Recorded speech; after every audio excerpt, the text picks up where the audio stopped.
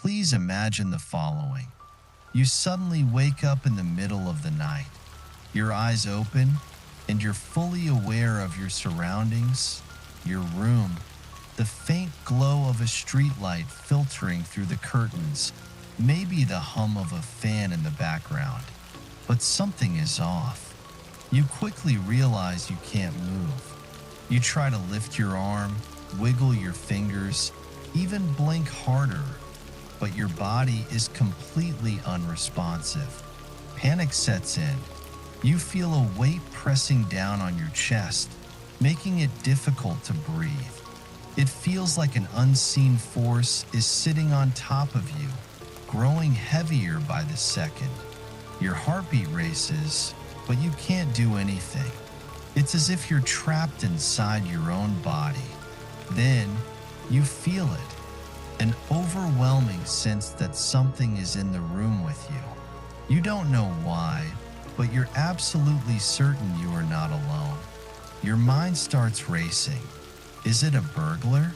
A ghost? A demon? You try to turn your head to look, but your body won't respond. Your mind, still halfway between sleep and wakefulness, starts filling in the gaps. Shadows in the room seem to shift. You might see a dark figure in the corner, lurking. Sometimes the entity is faceless, but other times it has glowing eyes or a grotesque, twisted grin. If you hear anything, it's often a whisper, a low growl, or a distorted voice calling your name. At this point, pure terror takes over. You're completely vulnerable, paralyzed, helpless, and at the mercy of whatever is in the room. Some people feel as if the entity moves closer, watching them, reaching out, or even pressing down on them. Others feel a suffocating sensation, as if invisible hands are wrapped around their throat. Then, without warning, the paralysis breaks. You gasp, your body jerks awake, and suddenly you can move again. The entity is gone, the weight is lifted, and your room is back to normal. Your heart is pounding, your breath is ragged, and you're left wondering, was that real? The terrifying ordeal is a typical case of what scientists call sleep paralysis.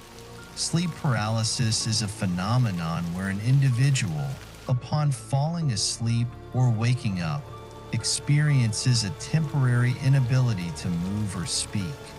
This state often coincides with vivid hallucinations and a sensation of pressure on the chest, leading to significant distress.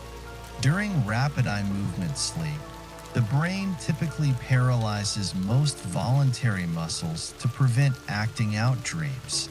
Sleep paralysis occurs when this muscle atonia persists as a person becomes conscious, creating a disconcerting blend of wakefulness and dreamlike experiences.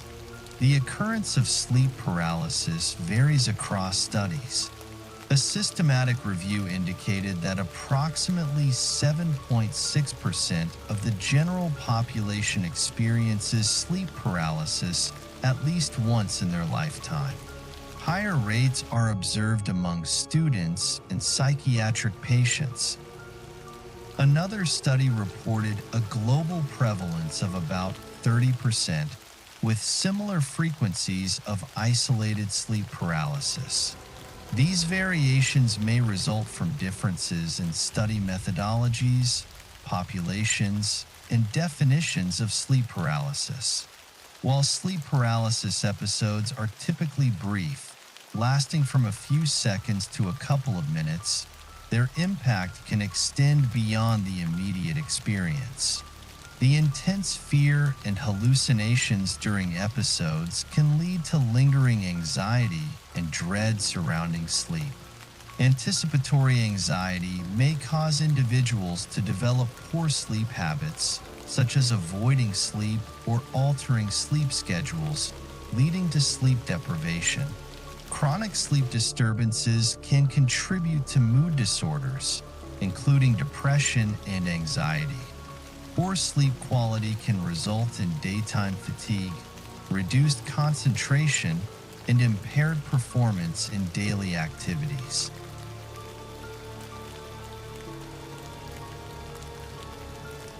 The demonic sleep entity. James had always been a skeptic. Ghosts, demons, and the supernatural were nothing more than myths to scare children, stories passed down to entertain or control. But that was before it happened, before the night that changed everything. It was an exhausting day at work, and James collapsed into bed, his body aching for rest. As soon as his head hit the pillow, he drifted off, plunging into a deep, dreamless sleep. Hours later, something pulled him back to consciousness. His eyes fluttered open, but something was wrong. He couldn't move. He tried to shift his fingers, but he couldn't move them. His legs, paralyzed. Even his breathing felt shallow, as if an invisible force pressed against his chest, squeezing the air from his lungs. Panic surged through him as he felt completely helpless. The room was darker than usual, an unnatural blackness pooling in the corners. His eyes darted around, searching for anything familiar. That's when he saw it.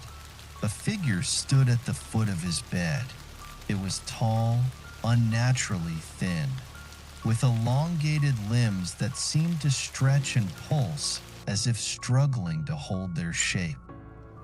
It had no face, just a shifting void where its features should have been. James tried to scream, but his throat refused to obey. The figure stepped closer. James's heartbeat pounded like a drum in his ears. He tried to rationalize it, telling himself that it's just a bad dream. It's not real, but the demon seemed to move with purpose. It was not a figment of his imagination. It was aware of him. Then it spoke.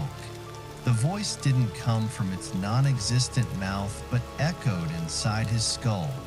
A low, rasping sound like dry leaves scraping across stone. It spoke in a language he didn't understand, guttural and ancient, vibrating inside his bones. He felt his body go cold, his mind filling with an overwhelming sense of despair. Then the whispering stopped. The creature leaned over him now, its void-like face hovering inches above his own. A thin, spindly hand stretched out and pressed against his chest. James felt an unbearable pressure, as though the creature was sinking into him, its very essence seeping into his skin. And then, darkness. The next morning, James bolted upright, gasping for air. His body was drenched in sweat, his sheets twisted into knots beneath him. He was free, able to move, but something was different.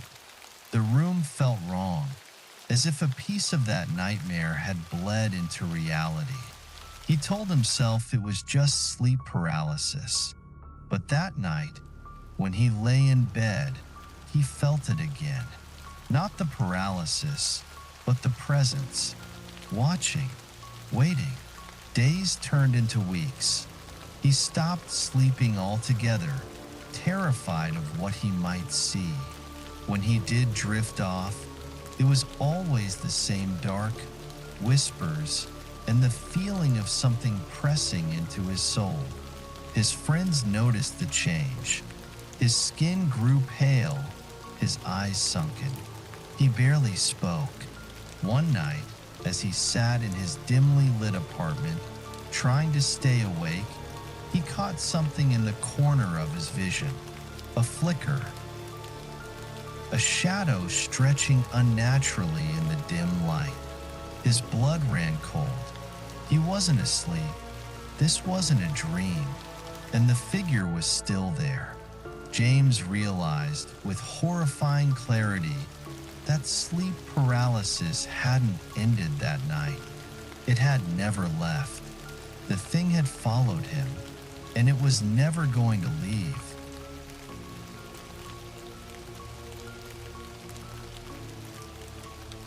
Exploding head syndrome, a bizarre sleep phenomenon. Exploding head syndrome is a sleep-related disorder in which a person experiences a sudden, loud noise inside their head just as they are falling asleep or waking up. Despite its dramatic name, it does not cause actual physical harm or pain. However, it can be extremely distressing for those who experience it. Symptoms of exploding head syndrome include the following: a sudden, loud noise such as an explosion, gunshot, crashing cymbals, or a thunderclap heard inside the head, a flash of light or muscle twitches, a brief sensation of shock or fear, heart racing and anxiety following the episode. There is no actual external noise. Only the person experiencing it can hear it. The exact cause of exploding head syndrome is still unclear, but some potential explanations include neurological misfires, a possible glitch in the brainstem's processing of sensory signals, similar to a sudden surge of neural activity, delayed relaxation of the auditory system. The brain may misinterpret the transition between wakefulness and sleep, triggering an imagined loud noise. Stress and fatigue. Exploding head syndrome is more common in people who are under high stress or experiencing sleep deprivation, medication withdrawal, or side effects. Some drugs that affect the nervous system may contribute to exploding head syndrome episodes. Studies suggest that about 10 to 15% of people experience exploding head syndrome at least once in their lives, though many do not seek medical help. It is more common in individuals over 50, but can occur at any age, including in teenagers and young adults. Despite its frightening nature, EHS is harmless and does not cause physical damage or lead to serious health conditions. However, repeated episodes can contribute to anxiety, sleep disturbances, and insomnia in some individuals.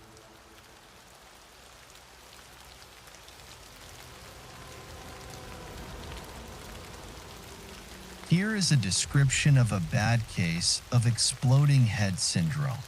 No one seems to understand what I'm going through.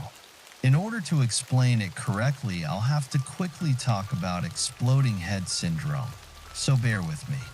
Have you ever been rudely awakened by a very loud noise? We all have, right? Okay, exploding head syndrome is just like that, only it's not real. Your mind hallucinates it. It usually only happens to people just as they're about to fall asleep or as they're waking up. In my case, it happens when I wake up. Sometimes it's a really loud banging sound, or a voice saying a random word. It sounds like it's right in my ear. Every single time it happens, I have to jump out of bed to investigate. There is no going back to sleep when it happens. It's extremely startling. That's bad enough, right? Now this is where things get really strange. A few months ago, I started experiencing these events, for lack of a better word, far more frequently. One morning, a woman's voice woke me up, shouting my name. The voice was panicked and sent a cold, deep chill throughout my body as I jumped to my feet and looked around the room. There was no one there. I even looked under my bed and in the closet. Like I said, It's impossible to tell the difference between hallucination and reality. Just a couple of days later, the same voice woke me up, screaming, "Help." It was even more desperate sounding. I leapt out of bed again, but upon discovering that I was alone, I dropped to my knees and sobbed. Before that morning, I had never had an hallucination so relatable to the previous one. It really shook me. It made it seem real. But worst of all, I realized that for some reason I had an emotional attachment to the voice. I know what you're thinking. I'm developing schizophrenia, or I have a brain tumor. I know for certain I don't have a brain tumor because I quickly made an appointment to get myself checked out. The schizophrenia, though, is more difficult to disprove. But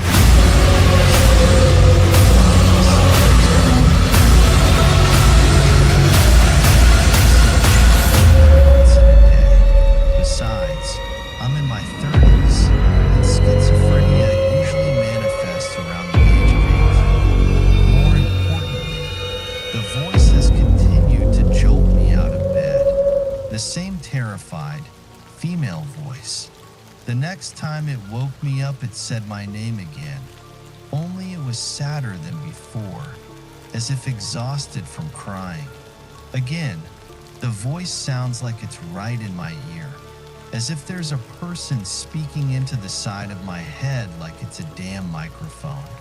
At this point, I was so affected by it I called in sick so I could get my bearings straight.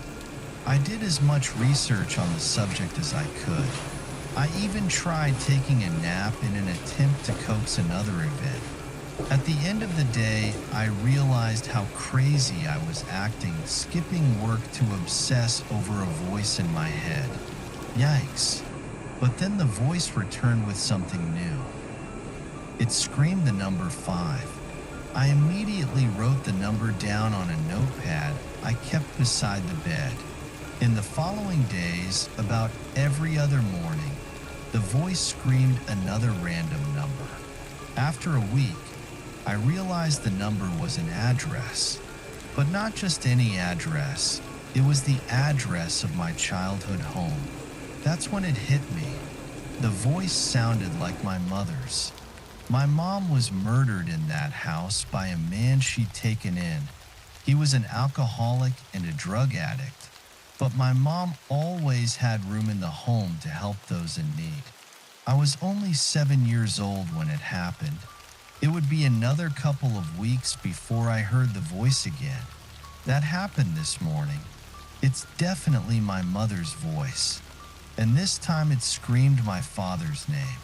I don't know what this means, but it's freaking me out.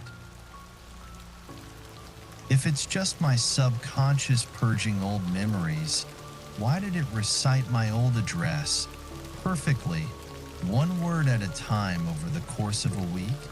I suppose this is probably one of those point of no return moments where I have the choice to either dismiss the hallucination or delve deeper into its world. I'm already too invested to look away. I wouldn't accept help if it was offered. I need to see this through, whatever it is.